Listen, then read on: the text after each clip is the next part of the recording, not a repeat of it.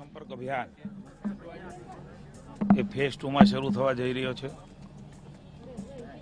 વરદાયમાં રૂપાલ ગામ આપણે સૌ જાણીએ છીએ કે પાંડવ વખતથી આ મંદિરનું અલગ મહત્વ રહેલું છે। એવા ઐતિહાસિક મંદિરમાં વરદાયમાના દર્શન કરીને રૂપાલ ગામમાં જે અમારા બૂથો છે એ બૂથના વિસ્તારકો પણ અમારી સાથે છે। 4 બૂથ આવેલા છે। મેરા ઘર ભાજપા કા ઘર આ અભિયાન નરેન્દ્રભાઈના નેતૃત્વની ભારતીય જનતા પાર્ટીની સરકાર એમના કામો એ ઘર ઘર સુધી પહોંચે।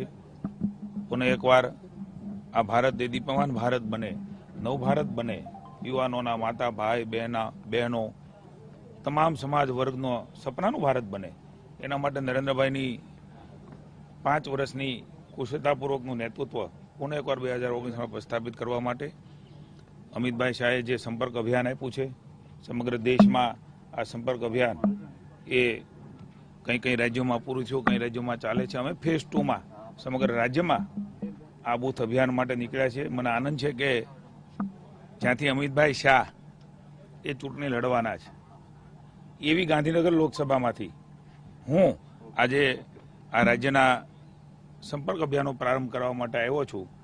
મને આનંદ પણ છે। આદરણીય વડાપ્રધાન નરેન્દ્રભાઈ મોદી, આદરણીય સમગ્ર પાર્લામેન્ટરી બોર્ડના સભ્યશ્રીઓ અને અમિતભાઈ શાહનો કે જેમણે સંમતિ આપી।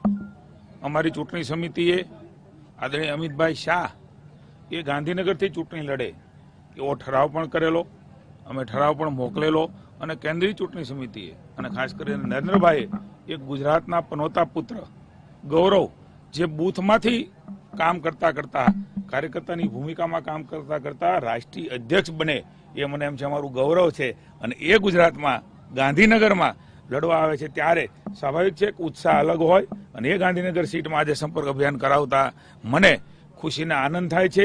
26 સીટ જીતવા માટેનું નરેન્દ્રભાઈનું નેતૃત્વ અને અમિતભાઈનું બળ, એનું કૌશલ્ય એ અમને એક નવી ઉર્જા સમગ્ર કાર્યકર્તાઓને આપશે।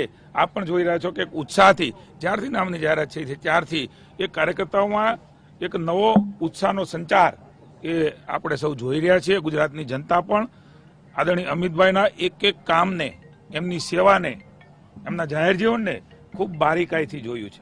એટલા માટે સમગ્ર રાજ્ય પણ આજે આનંદિત છે કે આપણા અમિતભાઈ એ અહીંયા ગાંધીનગરથી લડવા જઈ રહ્યા છે। ત્રાસવાદી આવવાના છે, ભવ્ય સ્વાગત છે તે તેમનું થવાનું છે, ક્યારે આવે છે? સમગ્ર દેશમાં સ્વાભાવિક છે કે એમના કાર્યક્રમો પ્રવાસ, હું તો એવું કહું છું કે આ અભ્યાસ કરો તો ધ્યાનમાં આવશે કે અમિતભાઈ જે પ્રકારે રાષ્ટ્રીય અધ્યક્ષ તરીકે અભ્યાસ એને પ્રવાસ કર્યો છે સંગઠનનો કે ચૂંટણીઓ દરમિયાન કદાચ આ દેશના ઇતિહાસમાં કોઈ અધ્યક્ષે આ પ્રકારનો પ્રવાસ નહીં કર્યો હોય।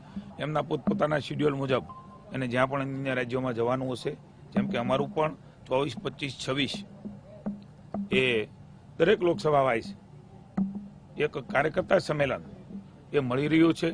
અમે પણ અનેક જગ્યાએ જવાના છીએ। તો સ્વાભાવિક છે કે અમિતભાઈ જ્યારે પણ ટાઈમ આપશે ત્યારે એક ઉત્સાહભેર, એક જુસ્સામાં અને એક સમગ્ર ભારતમાં મેસેજ જાય એ પ્રકારે એમનો ફોર્મ ભરવાનો કાર્યક્રમ એ બની રહેવાનો છે।